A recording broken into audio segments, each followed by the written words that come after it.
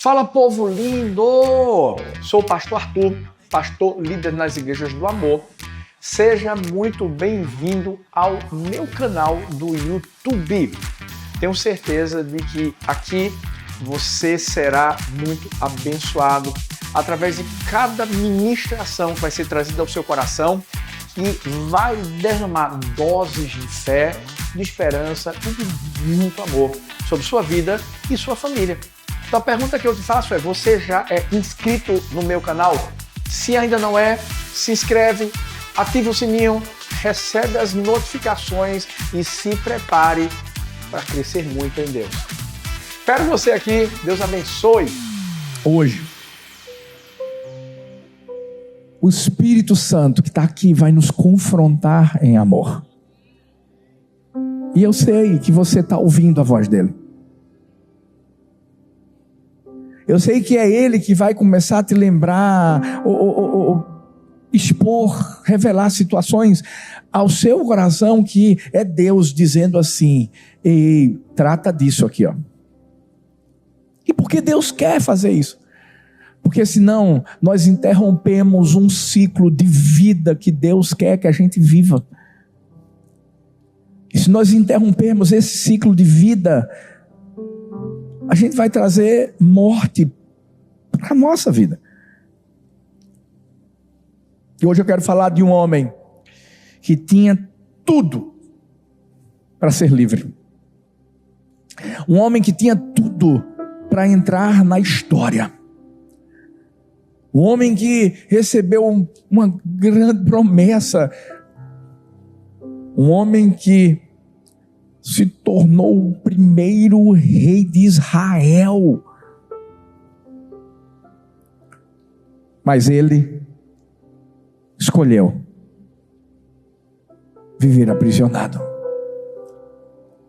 A gente vai falar sobre o rei Saul. E através dessa história, vamos ver as decisões que ele tomou e que o aprisionou, para que a gente não tome. Eu declaro: ninguém vai sair daqui aprisionado. Porque eu sei que esse lugar é um lugar de liberdade. Mas obviamente, entenda, a decisão é sua. É sua. A partir do momento que a gente ouve a palavra de Deus, ei, não é o esposo, não é a esposa, não é o pai, não é o filho. Não. É você que tem que tomar a decisão.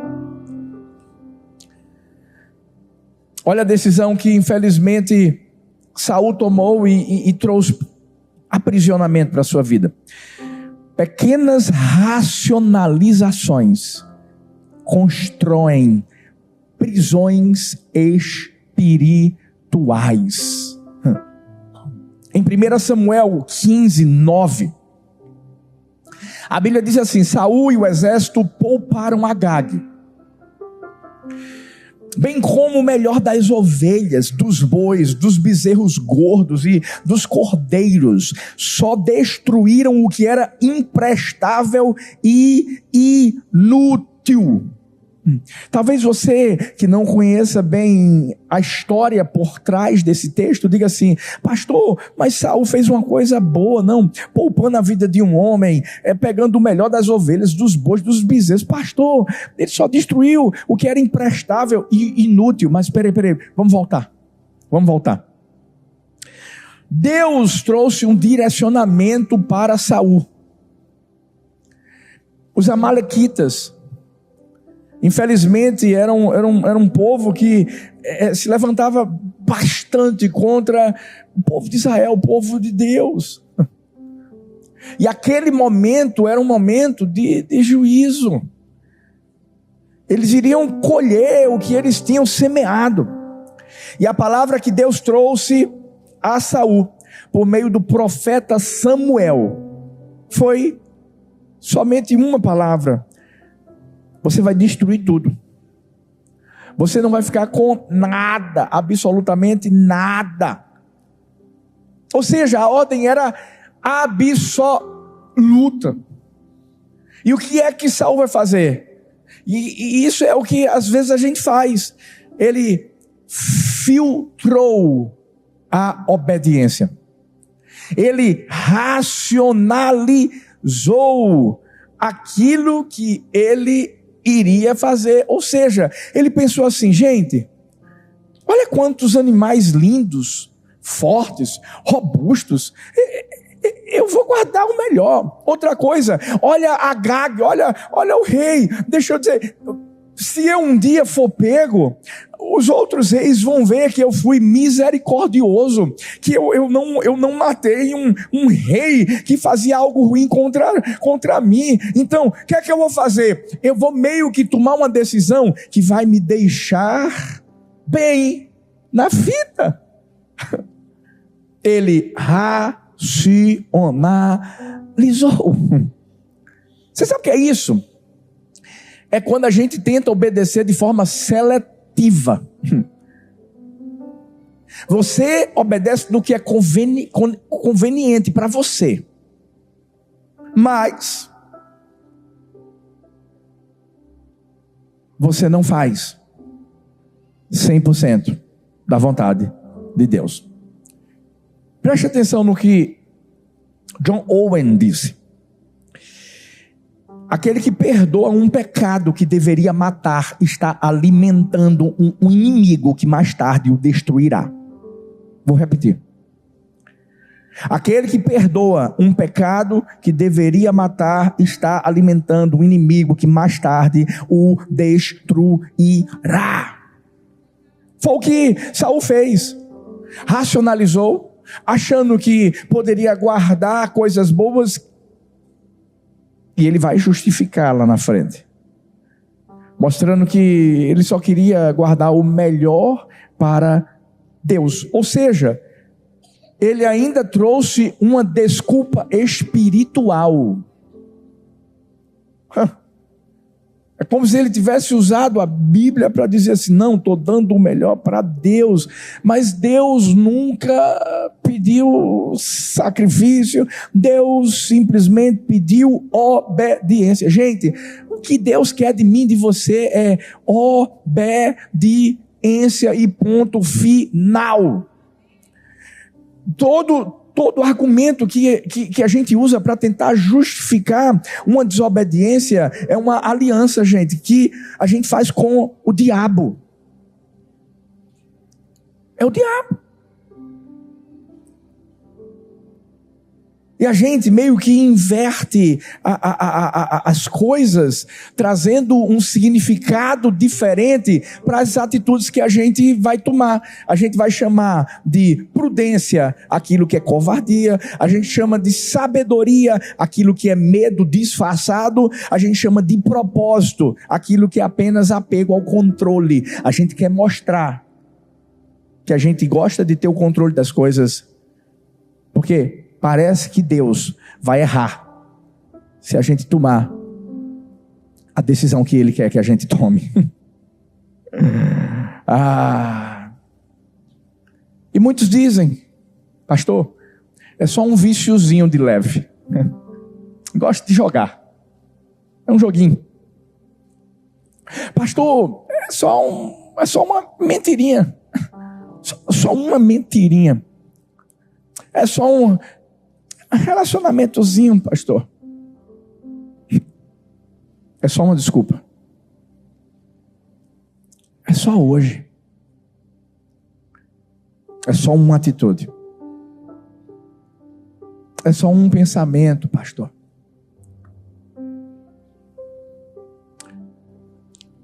Que eu e você ouçamos a voz do céu ecoando no nosso espírito, dizendo assim, mais do que ecoando, gritando: não poupe o que Deus mandou você matar.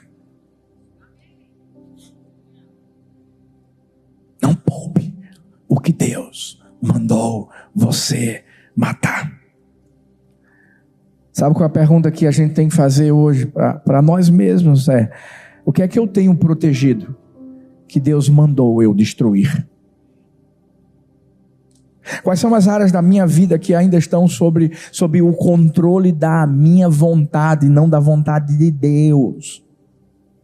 Quais são as situações que eu estou tentando manter a aparência de santidade, Mas lá dentro eu estou carregando escolhas preservadas por conveniência. Se você pensa que essa prisão espiritual se forma de uma vez assim, não. Ela se forma quando a gente escolhe ignorar. É a ignorância diante da instrução que Deus traz para nós. Por isso que essa obediência parcial é uma desobediência que está disfarçada com uma maquiagem religiosa, feito os fariseus faziam. Hoje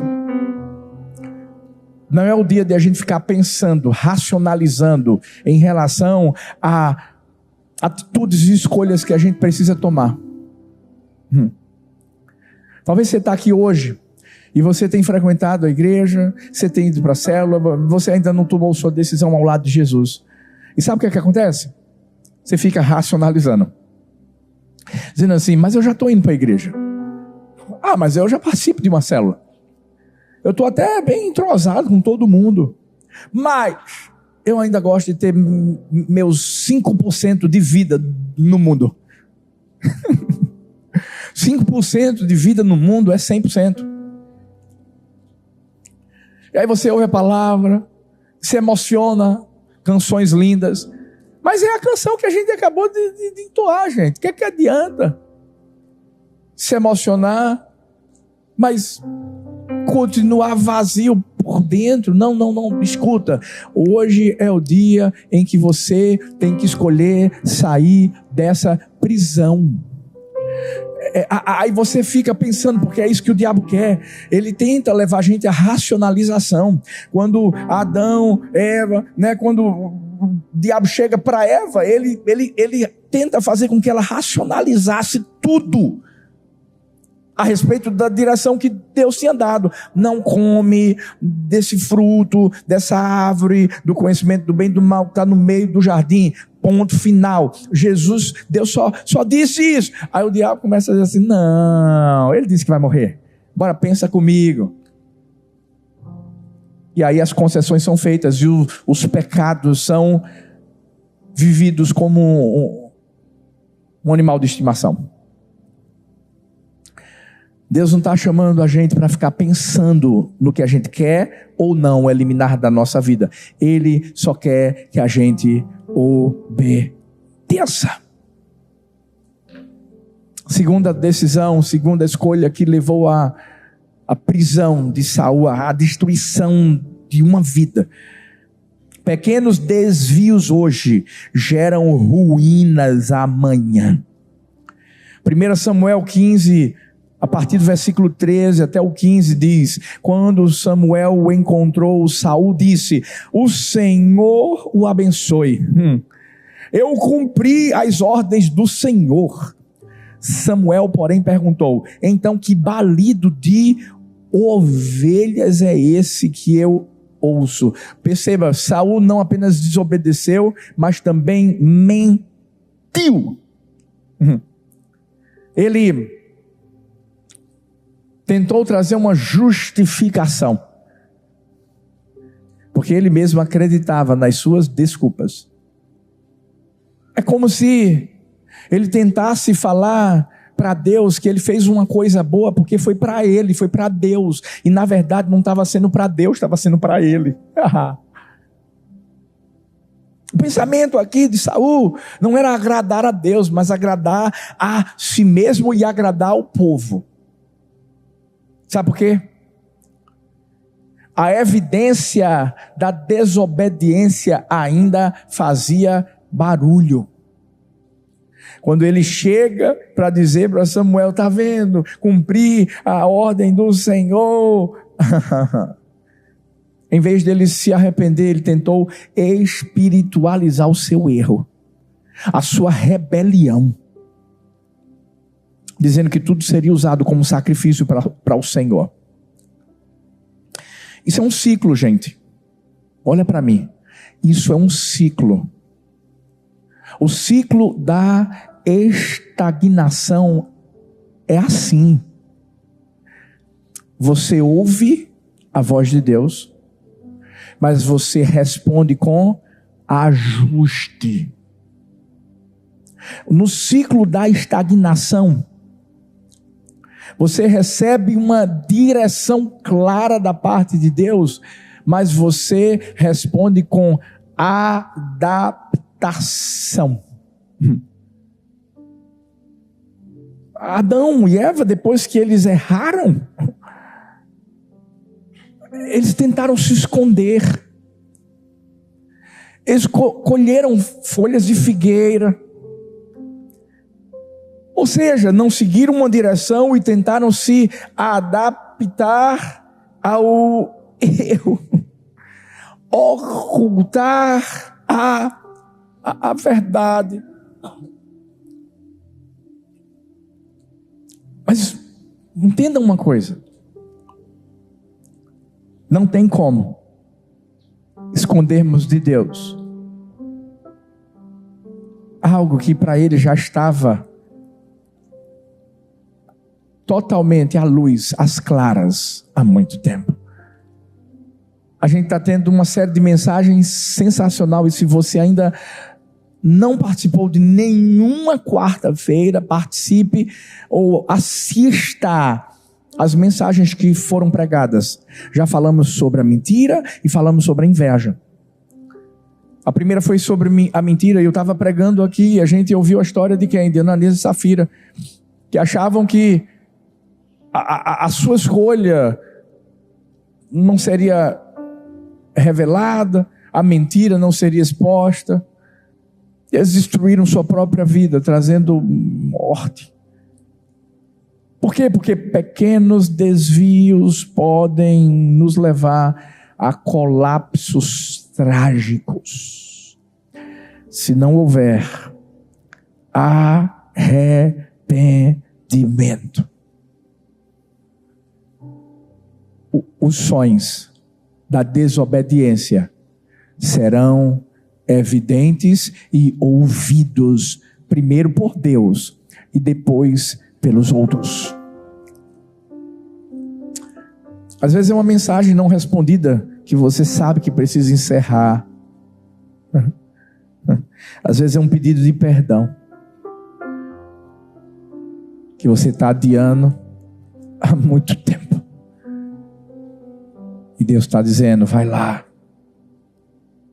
Às vezes é um chamado que você finge que não ouviu. E há muito tempo você está adiando. E Deus só está olhando para mim e para você, esperando a gente tomar a decisão certa. Sabe de uma coisa? Toda vez que eu adio a minha obediência, eu autorizo o atraso do meu crescimento.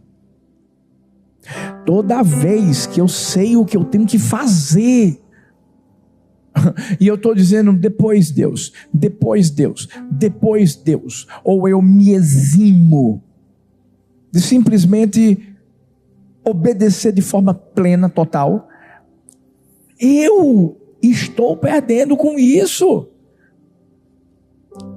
Deus está querendo cumprir promessas, Deus está querendo que eu viva propósitos, mas sou eu que estou atrasando tudo isso. E o que parece pequeno hoje, gente, vai se tornar gigante amanhã. Porque o que você não confronta hoje, te domina amanhã. É muito fácil a gente confrontar os outros. Mas a primeira pessoa que a gente precisa confrontar é a gente mesmo. Somos nós.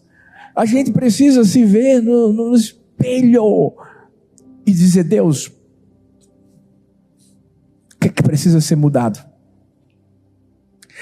O que é que o Senhor quer que eu perca? Qual é a direção que o Senhor quer que eu obedeça? E esse é o momento em que a gente tem que entender que Deus não quer desculpas, Deus quer arrependimento. Deus não quer argumentos. Mas, pastor, mas fulano, mas... Não. Ele só está esperando de mim e de você uma coisa: rendição. Sabe por quê? O problema não é errar não, gente. Porque todo mundo erra. O problema é continuar chamando o erro de acerto, como Saul fez. Fala para essa pessoa que está perto de você, diz assim: obedeça. Só obedeça. Fala para outra, diga assim: obedeça. Só obedeça. Ponto final. O que Deus queria de Saul era só isso, obediência. Mas Saul estava trazendo sobre si uma prisão. Saul estava trazendo sobre si uma destruição. A vida dele estava se tornando uma ruína. E para piorar, ele toma a terceira escolha, que o aprisiona. Pequenas desobediências constantes. Escuta essa palavra, constantes. Te desconectam da voz de Deus. 1 Samuel 15, versículos 22 e 23. A Bíblia fala: acaso tem o Senhor tanto prazer em holocaustos e sacrifícios, quanto em que se obedeça a sua palavra? A obediência é melhor do que o sacrifício, e a submissão é melhor do que a gordura de carneiros. Pois a rebelião é como o pecado da feitiçaria, e a arrogância é como o mal da idolatria. Assim como você rejeitou a palavra do Senhor, Ele o rejeitou como rei. Saul não errou uma vez. Saul teve uma outra oportunidade para acertar. Há um momento em que você, que conhece a história, vai lembrar que Samuel deu direcionamento que antes da guerra acontecer contra os filisteus, Saul teria que esperar, porque o profeta Samuel chegaria e oferecia os sacrifícios. Foi o que Saul fez, se antecipou, porque viu os soldados desanimando, e ele pensou assim: deixa eu tomar a decisão certa. Mais uma vez racionalizou. E assim que ele oferece aquele sacrifício, Samuel chega. E Saul errou. Mas Deus é o Deus que Ele olha para a gente e Ele é misericordioso. É o Deus que olha para mim, para você, e que sabe da nossa humanidade, né, que somos pó, e nos dá novas chances. E Deus deu uma nova chance para Saul. Só que dessa vez ele tinha que acabar com tudo, e ele não tomou a decisão. Era uma pequena desobediência constante.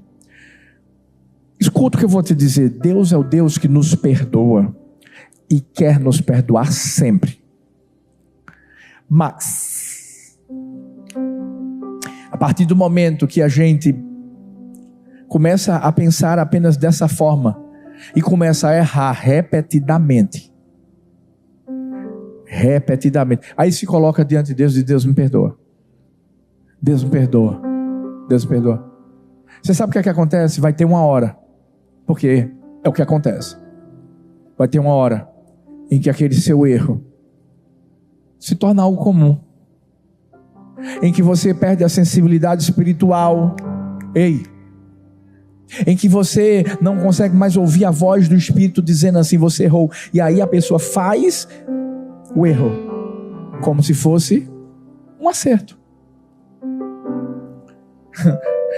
Lá na cabecinha de Saul, era como se Saul dissesse assim: eu errei uma vez, deixa eu errar de novo. E se Deus tivesse dado mais uma oportunidade para Saul, ele ia errar de novo. E se Deus tivesse dado outra oportunidade para Saul, ele ia errar de novo. Qual foi o problema? Ele não se arrependeu. Porque quem se arrepende, fala sério, gente. Eu quero que só por alguns milésimos de segundos, tem que ser milésimos de segundos. Lembre-se. Lembremos-nos de quem nós éramos. Milésimo de segundo. Fala sério. Fala sério. Eu sei que nessa hora é a hora que você diz assim, não, pastor, não quero nem lembrar, porque misericórdia é vergonhoso. Mas quando há um arrependimento, você não é a mesma pessoa mais nunca. Sua vida é transformada. A desobediência se torna obediência porque existe temor. Não é o temor por pessoas, é o temor a Ele, a Deus, a honra que nós temos a Ele, o amor que nós temos por Ele. Mas quando pequenas desobediências são constantes, há uma desconexão da voz de Deus. E eu vou encerrar com uma ilustração, que acredito eu tem que ser a ilustração que nós temos que nos lembrar sempre quando estivermos diante dessas escolhas que nós vamos ter que tomar na vida. Existe uma síndrome chamada de síndrome do sapo fervido. Eu não sei quantos ouviram aqui. Mas se você pegar uma panela e esquentar a panela e pegar um sapo e jogá-lo dentro, na hora esse sapo vai pular, porque ele não quer morrer. Mas se você pegar a mesma panela com água fria e colocar o sapo lá dentro e começar a esquentar devagarinho aquela água, o sapo vai se acostumando, até que de repente ele morre.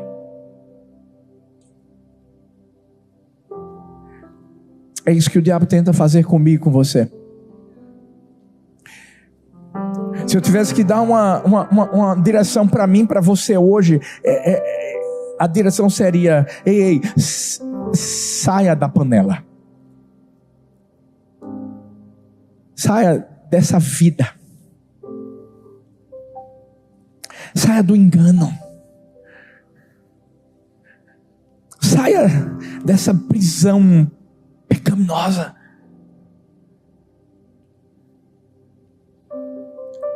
Não deixa a história que Deus escreveu sobre você ser manchada.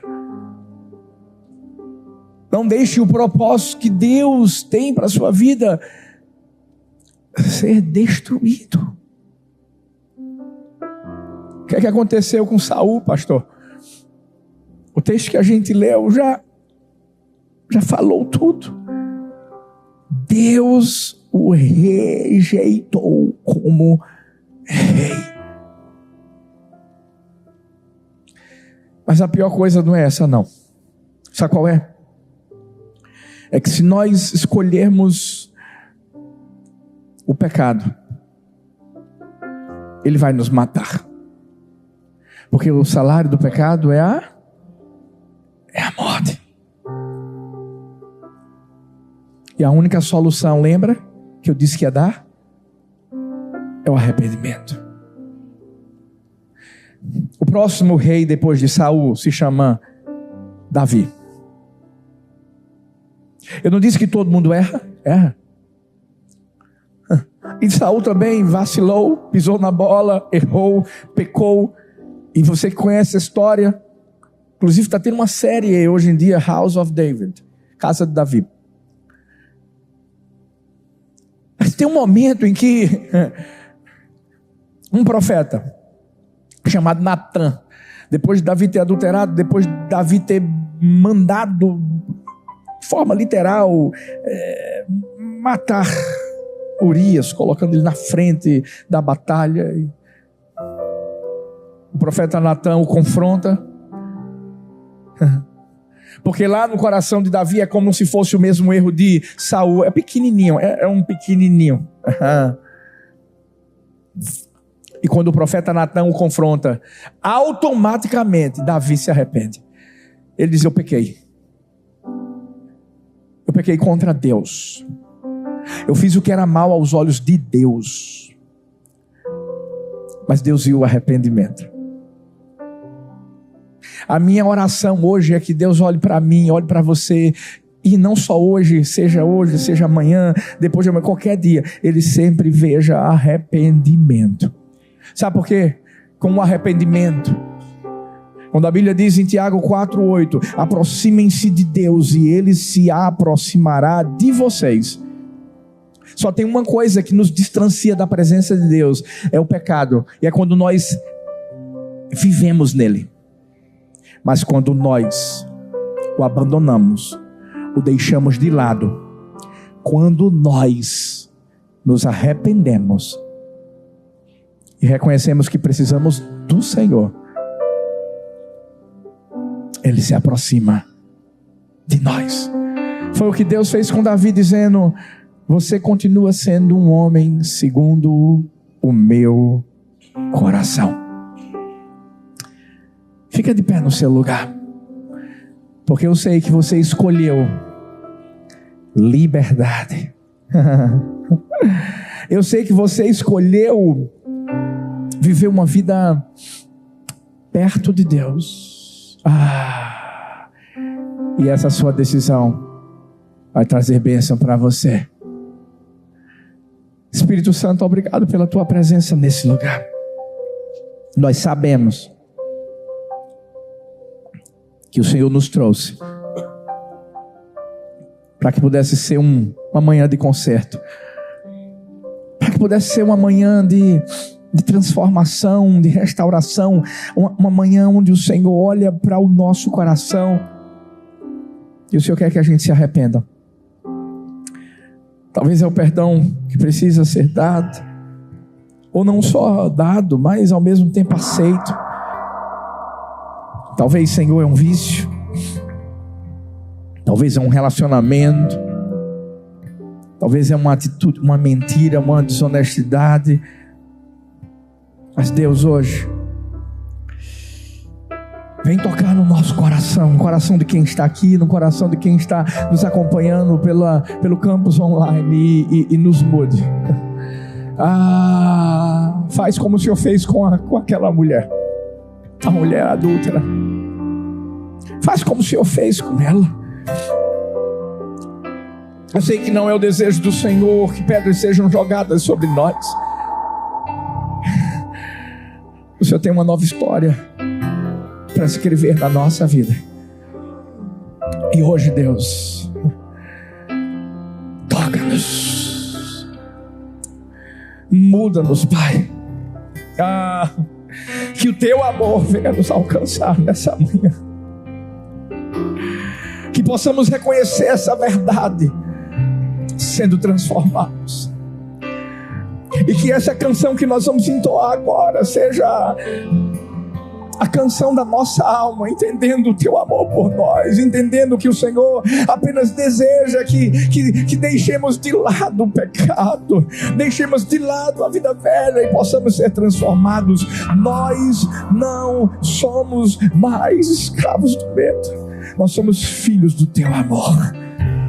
E hoje eu creio, decisões serão tomadas que trarão libertação, transformação, restauração, e uma nova história será escrita por ti na vida dos teus filhos.